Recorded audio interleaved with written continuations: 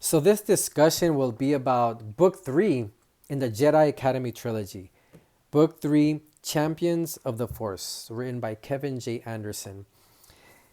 Before I begin this discussion, I will definitely encourage you to read Tales of the Jedi. Tales of the Jedi, the Ulic Qel-Droma saga and Exar Kun saga, because it ties into this book.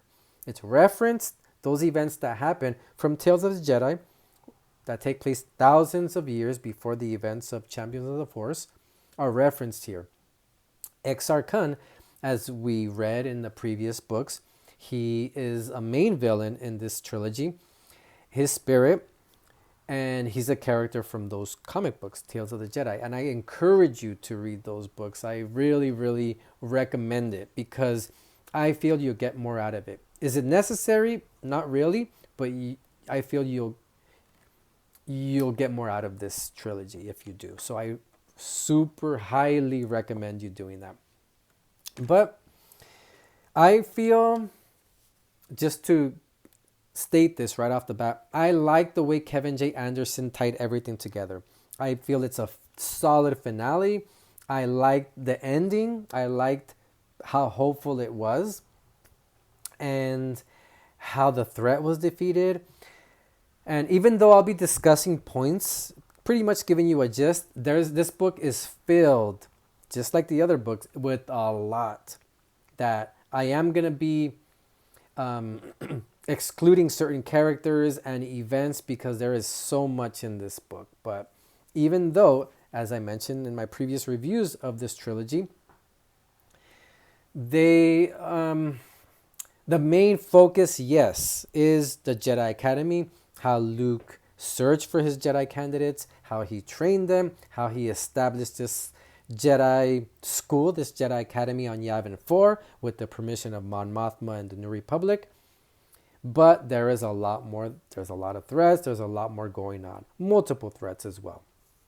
And different adventures and events that happen in this book. So just keep that in mind that, that some of the things are not going to be mentioned due to memory or just there's so much. But I do feel once again that this is a solid conclusion to this amazing trilogy, which I really, really, really love and highly recommend. It's an important part of the expanded universe. So, as Dark Apprentice ended, kind of like Empire Strikes Back, kind of left us like, whoa, nothing's been resolved, and the threat is still there. Luke, he's in a coma-like state. Admiral Akbar is no longer Admiral. Dala's still running on the loose, creating problems. So Exar Kun is the main villain in this trilogy. He's been causing a lot of issues and a lot of problems. So the Jedi trainees at the end of Dark Apprentice are kind of like, they don't know what to do. Their master is just lying there alive, but they need him. They need their leader. So this book opens up with a bang, I feel. Chapter 1. Kip Duran, under the influence of Dark Lord of the Sith, Exar Kun. Under his influence, he's wreaking havoc. He has control of the Sun Crusher. And this book takes place about a week after the events of Dark Apprentice. So pretty much right after. So yeah, Kip is wreaking havoc in the galaxy, riding around in the Sun Crusher. So while he's doing that, the Jedi trainees are feeling lost. Chapter 2 opens up with them and just Luke lying there, really not being able to do much, and they're worried. They're just sad. They are lost, like I mentioned before. And Leia is there with them. She's by Luke's side, obviously. And Leia does that. She has this presence that people look to for answers, for guidance, for leadership. So even though they are Jedi trainees and Leia is not a Jedi yet, nor a Jedi master, nor a Jedi trainee yet. She has this thing about her, this presence that people look to for guidance. So they are, like I said, they are feeling a certain way. They don't know what to do. They don't know about their future, about this. They know there's a threat. And I believe it was Dorsk81 who just flat out says that they should just stop their Jedi exercises and just stop training. And Leia gets pissed. She stands up, slams her hand on the counter, and starts telling them that they will never become Jedi with that mentality, with that outlook. That's not what Luke would want. That he would want them to feel, to rise up to the threat. That they're ready, in other words. So she pretty much gives them encouragement, hope, and tells them that they shouldn't have that mentality and that they shouldn't be discouraged. But she succeeds, and she tells them they shouldn't feel defeated, that they all need to work together, to band together, because that's what Luke would want. That's what the galaxy needs, that this threat needs to be eliminated by them. So while this is happening, one thing I really liked, among many, is how we get into Luke's head. That even though he's in a coma-like state, we start getting into his head, that he's aware. He starts he starts seeing his students and things that are going around his body, and he starts trying to talk to them. Obviously, he's trying to vocalize things, but he can't. But then Exar Kun comes in and he starts having conversations with Luke like a devil. He starts taunting him and speaking about his evil and his plans and what he's going to do. And Luke, as always, remaining calm, he stands, so to speak, toe-to-toe with him, and they have words. And Luke does not back down. And I thought that was so badass, as Luke is, and stands up to this big threat that Exar Kun is. He was this crazy Dark Lord of the Sith from thousands of years before, influencing his students and telling Luke his plan and how he's going to be defeated. But Luke feels in some ways powerless for that moment. But once again, he has these conversations with Exar Kun and stands up to him. In regards to Akbar, he's, as I mentioned, resigned because of what happened previously. Feels completely responsible for the tragedy that happened. But now he's in Calamari with his people, trying to repair the damage that Dala caused with the floating cities and everything. So he's back on Calamari. So we do feel Akbar's struggle and how he's depressed. And we want him to be Admiral once again, back into the New Republic. But he has to follow his own journey and his own growth. And we really get into that. And I really like how the book emphasized that. So at the same time, Han is aware that Kip is a problem, that he's a threat, unfortunately. So remember, because of the previous books and and what we read about, Han has this really big connection, or he really feels strong about a strong bond. He shares a strong bond with Kip because of everything they went through, by escaping Dala, by escaping the Maw. Once they were imprisoned with Chewbacca, they banded together and they escaped, and they really formed this connection, like an older brother. Han feels like an older brother to Kip, and feels that even though he knows that Kip is not right at that moment, that because of this bond he has, he feels that he can help Kip, and he wants to find him. So also, and I'll be jumping back and forth because that's what the book does as well, but going back to Luke, he is struggling internally, and he starts yelling out for help. He starts yelling out for, or calling out for Anakin, for Yoda, for Obi-Wan, trying to get help with no luck, obviously, from them. But then once again, Exarchon comes along and starts taunting him, and then starts telling him about events that happened, mentioning Oleg and how the events of Tales of the Jedi and the Masasi temples, what happened there on Yavin 4. And I like that.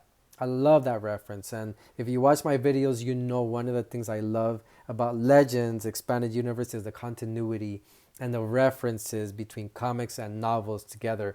So that's one thing that one of the many things I love about Legends. So yes, he starts um, giving them this rundown about what happened and mentioning these events and taunting and threatening Luke and telling him his plans.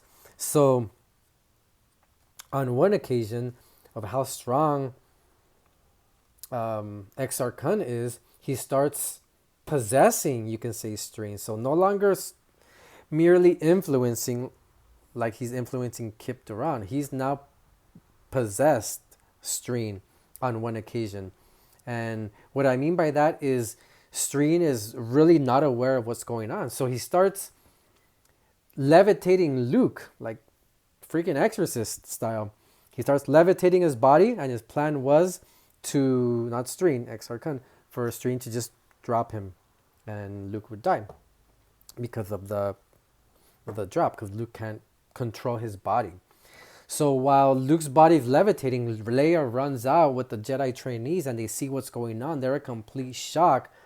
So they're able to wake Streen up. So Streen was completely unaware, but he feels that there was some thing that happened, some terrible thing that he was a part of, and he realizes what happened. So yes, they're able to save Luke, snap Streen out of that possessed state.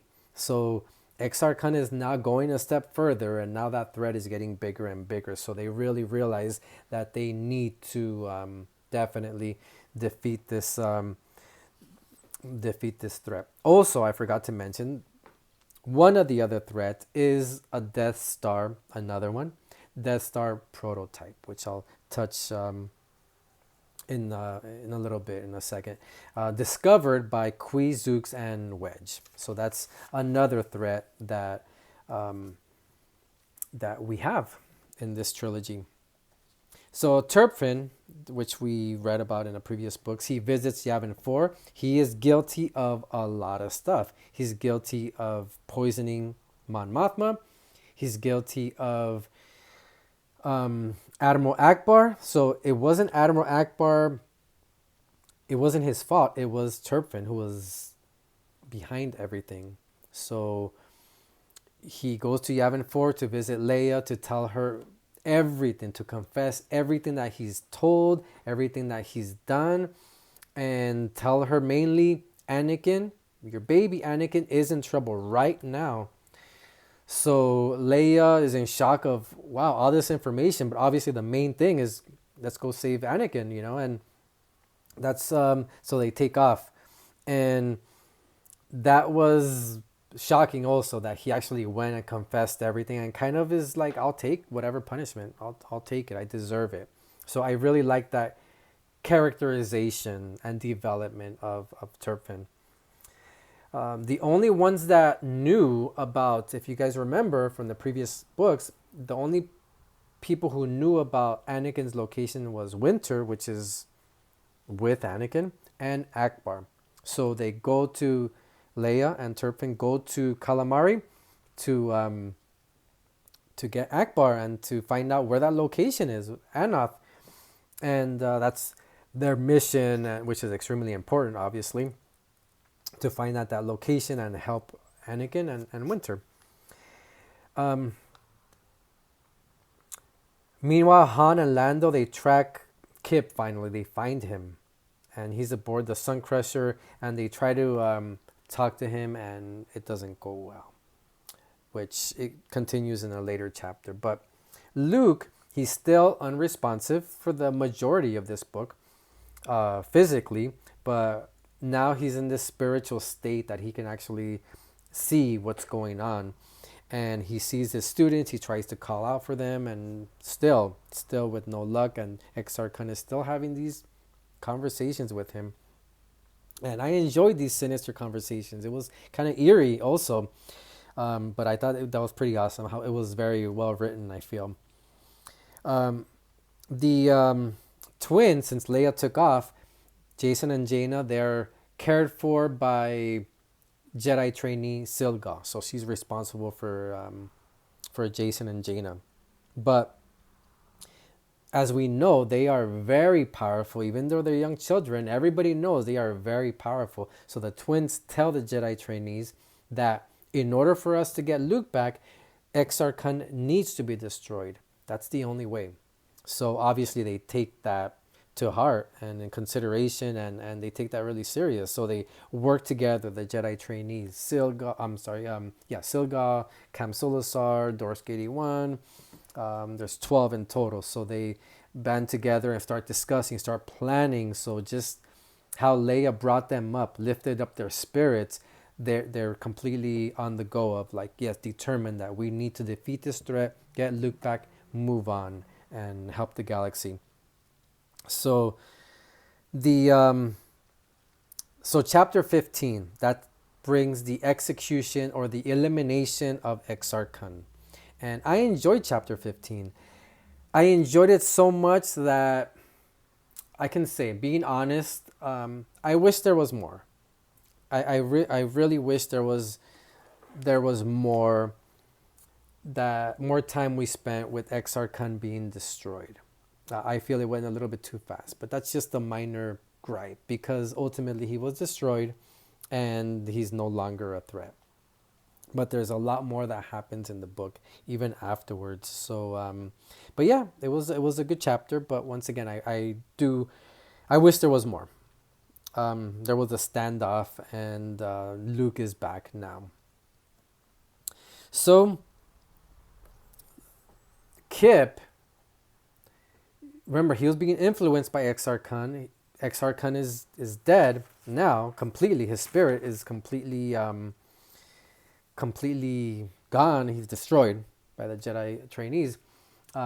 Kip is in the Sun Crusher, and he snaps out of something. Like he's no longer. He wasn't possessed. He was influenced, but he does feel something left. And Han is able to talk sense into him, and he's no longer under the influence of Exarchon, and then he surrenders to Han Solo. So that was something that was, he was conflicted, but he did end up surrendering to Han Solo. One thing that I feel that really hit me was the struggle with Winter and Anakin. So when they were invading Anath to kidnap Anakin because they knew he was going to grow up to be all powerful and wanted him to be part of the Empire, the Imperial Remnant, I felt, wow, Winter's struggle. Remember, she was given this responsibility. And when they were invading, she was panicking and she was just trying her best to remain calm. And we felt her struggle. We felt her pain, her worry. But obviously the Imperial Remnant, they were close, but they were not able to succeed in that plan, thankfully. So that's what happened there at on Anath. They did not succeed. But she was desperate for sure, but they didn't end up capturing or kidnapping baby Anakin. So Kip is now, he's gone with Han. He's now, you can say, on trial on Coruscant. So Mon Mothma, as sick as she was, she tells them that, or she pretty much states that Kip it's a Jedi problem. Yes, he's caused so much problems. He's a Jedi problem. Have Luke determine his fate now that Luke was back. So now Kip is taken to Yavin 4, and we'll see what Luke will determine what Kip's fate will be because of all these things all these criminal charges he caused. And I think it was General Bel Iblis, kind of, I may be wrong, I think it was him who during all this, he was telling the council, hey, yeah, Kip did all this, but he helped us. He destroyed this threat, that threat. So he aided, he helped us. Maybe not in the right way, but he did. But nonetheless, Kip is taken to Yavin 4, and Luke was going to determine his fate. Silgal is in Coruscant now, and she's there to help Mon Mothma. She has these abilities, Jedi abilities, and she ultimately saves Mon Mothma's life by extracting that poison, and Mon Mothma starts regaining her health, thankfully. But one thing that's very important is that Leia is given that responsibility passed on from Mon Mothma as the chief of state of the New Republic for now.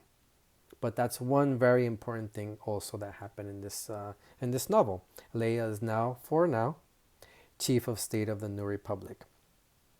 So, trying to remember. Okay, so Kip, Luke, he's now taken to Luke on Yavin 4. Luke is well, along with his Jedi trainees. Exar Kun is defeated, and Luke is aware that he's supposed to be responsible to determine Kip's fate.